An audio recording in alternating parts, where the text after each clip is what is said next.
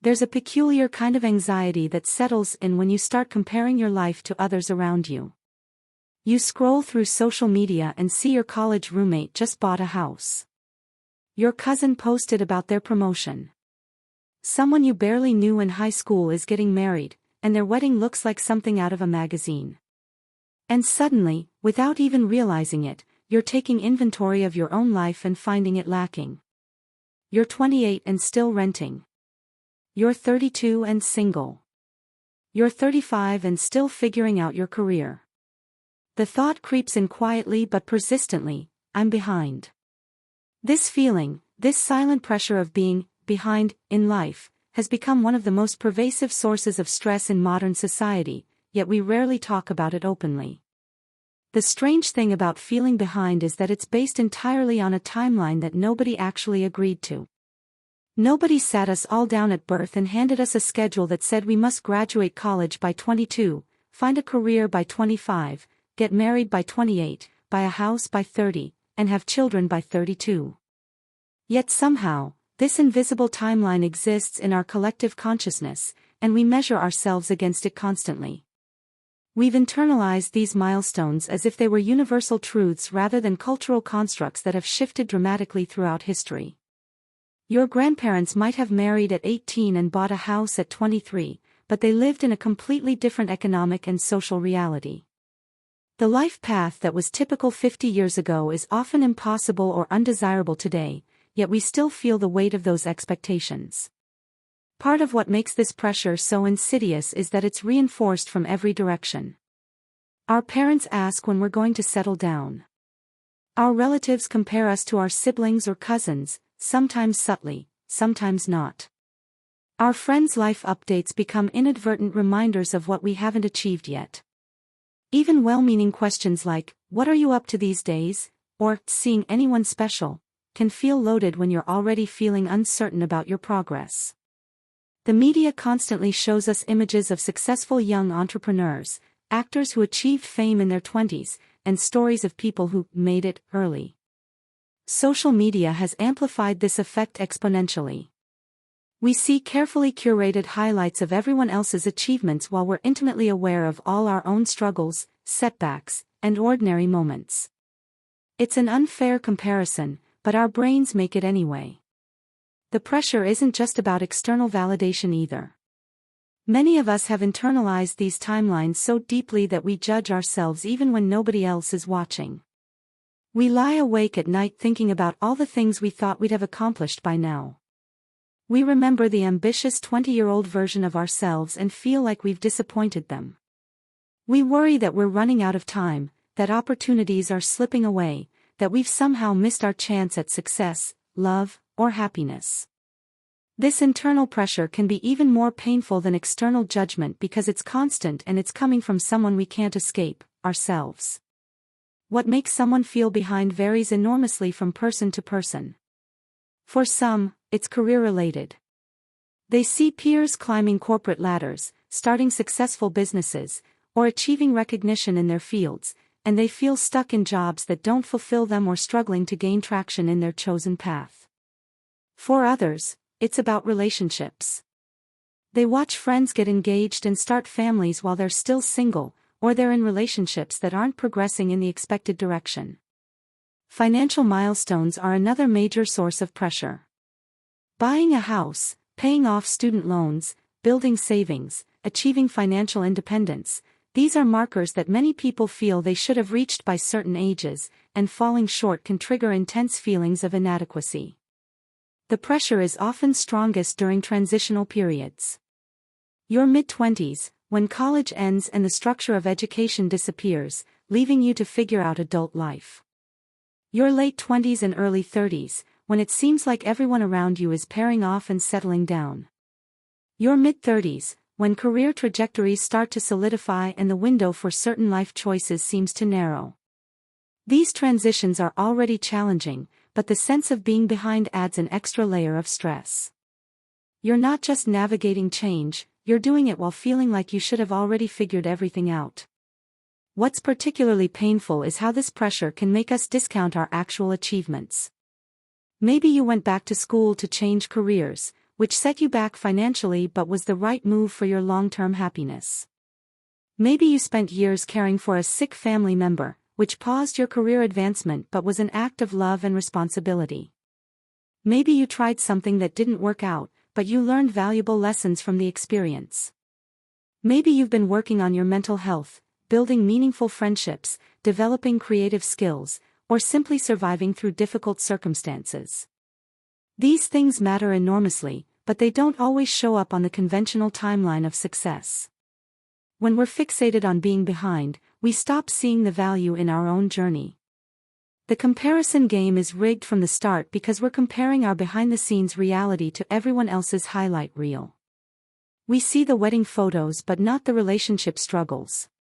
We see the job promotion but not the 70-hour work weeks or the sacrifices made along the way. We see the new house but not the financial stress or the help from family that made it possible. We see people who appear to have it all figured out, not knowing that they might be feeling just as lost and uncertain as we are, just in different areas of their lives. Everyone is fighting battles we know nothing about, yet we assume their lives are smooth while ours is uniquely messy. There's also the uncomfortable truth that many traditional milestones have become harder to achieve for recent generations. Housing costs have skyrocketed while wages have stagnated. Student loan debt has created financial burdens that previous generations didn't face to the same degree. The job market has become more precarious, with fewer stable, long-term positions and more contract work. The cost of raising children has increased dramatically. Meanwhile, we're also dealing with unprecedented challenges like climate anxiety, political instability, and the psychological effects of constant digital connectivity. Feeling behind isn't just about personal shortcomings, it's also about trying to follow a traditional life script in a world that has fundamentally changed. The rules are different now, but the expectations often haven't caught up. This pressure can have real consequences for our mental health and decision-making. Some people rush into relationships or marriages because they feel they should be settled down by a certain age, even when they haven't found the right person or aren't emotionally ready. Others stay in unfulfilling jobs because they worry about falling further behind if they make a change. Some people go into debt trying to keep up appearances or hit milestones they can't actually afford. The pressure to not be behind can lead us to make choices based on external timelines rather than our own values, needs, and circumstances. We end up living someone else's definition of success rather than figuring out what success actually means to us. The anxiety of being behind can also prevent us from taking necessary risks or making changes that would serve us in the long run. Starting over in a new career, ending a relationship that isn't working, moving to a new city, going back to school, these moves might set us back in conventional terms, but they might also lead to greater fulfillment and better outcomes eventually. The pressure to stay on track can keep us stuck in situations that aren't right for us simply because deviating from the expected path feels like falling further behind. We become so focused on catching up that we don't stop to ask where we're actually trying to go or whether the race we're running is one we even want to be in. What we often forget is that there are countless ways to build a meaningful life. Some people find their calling early and pursue it with singular focus. Others explore different paths before finding what resonates. Some people prioritize relationships and family. Others prioritize creative pursuits, travel, or making a difference in their communities. Some people want traditional markers of success like marriage, home ownership, and career advancement. Others want freedom, flexibility, and experiences over stability. None of these approaches is inherently better or worse. They're just different, reflecting different values and different visions of what a good life looks like. The problem arises when we internalize one specific version of success and judge ourselves for not achieving it, even when it might not align with what we actually want. It's worth noting that this pressure affects different people differently based on their circumstances and identities. Women often face particular pressure around relationship and family timelines, with biological clock anxieties added to social expectations. Men may face more pressure around career achievement and financial success. People from certain cultural backgrounds may experience more intense family pressure to follow traditional paths. Those who want non-traditional relationships or family structures may feel behind in different ways, comparing themselves to a script that doesn't even fit their lives. People with disabilities, chronic illnesses, or mental health challenges may be working with completely different timelines that others don't understand or acknowledge. The pressure is universal in some ways, but it's also deeply personal and shaped by individual circumstances. There's also a generational component to this pressure. Millennials and Gen Z have come of age during extraordinary economic instability, multiple recessions, a pandemic, and rapidly changing social norms. Many are dealing with the disconnect between what their parents' generation tells them life should look like and what's actually possible or desirable in today's world. They're trying to define success on their own terms while still feeling judged by older generation standards. This creates a particular kind of tension where you might intellectually reject traditional timelines but still feel their emotional weight. So what do we do with this silent pressure? How do we navigate a world full of timelines and expectations while trying to live authentically? The first step is probably just acknowledging that the feeling exists. So many people suffer silently with the sense that they're behind, assuming everyone else has it figured out. Recognizing that this is a nearly universal experience can help reduce the shame around it. You're not uniquely failing. You're dealing with a common human struggle that has been amplified by modern culture and economic conditions. The next step is getting curious about whose timeline you're actually measuring yourself against. When you think, I should be further along by now, whose voice is that? Is it your parents? Your peers? Some imaginary ideal version of yourself? Society's expectations? Once you identify the source, you can start to question whether that timeline actually makes sense for your life. Maybe your parents bought a house at 25, but they had different financial circumstances and different priorities. Maybe your peers seem ahead, but you're on a different path entirely, and comparing your chapter 3 to their chapter 7 doesn't make sense. Maybe that imaginary ideal version of yourself had advantages or information that the real you didn't have. Creating awareness around these comparisons takes away some of their power. It can also help to zoom out and look at life as a longer arc rather than a series of deadlines. Yes, there are some things that have biological or practical time constraints, but many milestones are more flexible than we think. People find love in their 40s and 50s. People change careers successfully in their 30s, 40s, even 50s. People buy homes at different ages, have children at different ages, or choose not to at all and build fulfilling lives. The notion that your 20s and 30s are the only decades that matter is simply false, yet we often live as if it's true. You have more time than you think. Your life is not over if you haven't hit certain markers by certain ages. Every stage of life has its own opportunities and challenges. Another helpful practice is to get specific about what you actually want rather than what you think you should want. This requires real honesty with yourself. Do you actually want to get married, or do you just feel like you should because everyone else is? Do you actually want to climb the corporate ladder, or would you rather have a job that gives you time for other pursuits?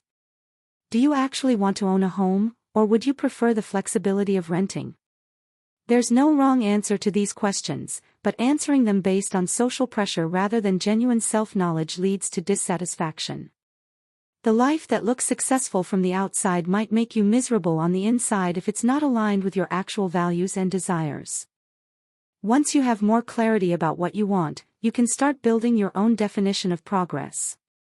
Maybe progress for you is improving your mental health, even if it means your career advancement slows down. Maybe it's building deep friendships, learning new skills, creating art, or contributing to causes you care about. Maybe it's having experiences and adventures rather than accumulating traditional markers of stability. Maybe it's taking the slow, steady path toward a goal rather than rushing. When you define progress on your own terms, you can recognize the ways you are moving forward even if they don't look like everyone else's path. This doesn't mean completely ignoring practical realities. If you want certain things, like home ownership or career advancement or starting a family, there may be concrete steps you need to take, and yes, sometimes timing matters. But there's a difference between making intentional choices based on your goals and scrambling to meet arbitrary deadlines based on what you think you should have already achieved. One comes from a place of agency and self-knowledge. The other comes from fear and external pressure. The former is much more likely to lead to satisfaction and fulfillment. It's also important to recognize that setbacks and detours are part of almost everyone's story, even if we don't see them from the outside. The people who seem most successful have usually failed multiple times. The relationships that look perfect have probably weathered serious storms. The careers that seem like straight shots to success usually involve rejections, false starts, and periods of uncertainty. Your path doesn't have to be linear to be valuable. Sometimes the detours teach us things we couldn't have learned on the direct route. Sometimes what feels like falling behind is actually course correction, bringing us closer to where we actually need to be. Practicing gratitude for what you do have, rather than fixating on what you lack, can also shift your perspective. This isn't about toxic positivity or pretending everything is fine when it's not. It's about balance. Yes, you might not be where you want to be in your career, but maybe you have meaningful friendships. Maybe you're single but you've used that time to really get to know yourself. Maybe you're not financially where you'd like to be, but you're healthy, or you're learning, or you're building something slowly. Acknowledging what's working alongside what isn't gives you a more complete picture of your life. Building a community of people who aren't all following the same timeline can be incredibly validating. When all your friends are married with kids and you're single, it's easy to feel like an outsider. But if you can connect with others who are on different paths, whether that's through hobbies, online communities, or branching out socially, you realize that there are many ways to live. Seeing diverse life paths modeled around you makes it easier to trust your own. You need people in your life who won't judge you for taking a different route, who will celebrate your victories even when they don't look conventional, and who are asking similar questions about how to live meaningfully rather than just how to keep up. Another critical piece is learning to separate your worth from your achievements. This is deeply challenging in a culture that conflates the two constantly. But you are not less valuable as a person because you haven't bought a house or gotten a promotion or found a partner by a certain age. Your worth is inherent. It doesn't increase or decrease based on external milestones. The pressure to be ahead often comes from a deep fear that if we're not accomplished enough, we're not enough, period. Healing this requires internal work to recognize your own value independent of what you've achieved or what others think of you. This is probably the hardest work of all, but it's also the most liberating. It can also be useful to limit exposure to comparisons when possible. This might mean taking breaks from social media, unfollowing accounts that trigger feelings of inadequacy, or being selective about which life updates you engage with. It might mean setting boundaries in conversations with family members who constantly ask about your relationship status or career progress. It might mean choosing not to attend events that you know will make you feel bad about yourself. This isn't about hiding from reality or being fragile. It's about protecting your mental health and creating space to focus on your own path rather than constantly measuring yourself against others. You can be happy for other people's successes without exposing yourself to a constant stream of comparison. We should also consider how we talk to others about these issues. When someone shares their struggles or admits they feel behind, the instinct is often to reassure them that they're doing fine, they have plenty of time, everything will work out.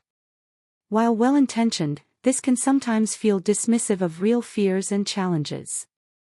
What people often need more is validation that their feelings make sense, that it is hard, that the pressure is real, and that they're not alone in feeling it. We can be honest about our own struggles instead of pretending we have it all figured out. We can celebrate different kinds of achievements, not just the conventional ones. We can ask questions about how people are really doing rather than just what they're accomplishing. Small shifts in how we talk about life can help reduce the collective pressure we all feel. There's something both sobering and freeing about accepting that you will probably never feel completely caught up. Even people who hit every milestone on time often just move the goalposts. They get the promotion and immediately start worrying about the next one. They buy the house and start comparing it to bigger houses. They get married and feel pressure about having kids. The finish line keeps moving because there isn't actually a finish line. Life isn't a race to be won. It's an ongoing process of making choices, learning, growing, and adapting. Once you accept that you'll never be done, never fully arrived, never completely ahead, some of the urgency dissipates. You can focus on the present, on taking the next right step, rather than on some imaginary future where you've finally proven yourself. Ultimately, the silent pressure of being behind in life is a symptom of a culture that has very narrow definitions of success and very rigid timelines for achieving it. It's also a symptom of our tendency to compare and compete, to look outside ourselves for validation rather than developing internal measures of worth and progress. But you don't have to accept these cultural messages wholesale. You can question them, reject the ones that don't serve you, and build your own framework for what a good and meaningful life looks like. This takes courage because you're going against powerful currents. It takes self-knowledge because you have to figure out what you actually want. And it takes self-compassion because you'll inevitably fall short of your own expectations sometimes, let alone everyone else's. Your life is yours to live, not a performance to be judged by an invisible audience with an arbitrary rubric. The people whose opinions you care about, the ones who really love you, want you to be happy and fulfilled, not to hit some checklist of milestones. And the people who judge you for not being where they think you should be probably don't deserve a vote in your life decisions anyway. You're not behind. You're exactly where you are, dealing with your particular circumstances as best you can, making choices with the information and resources you have. That's all any of us are doing, really, even when it looks different from the outside. The pressure will probably never completely disappear.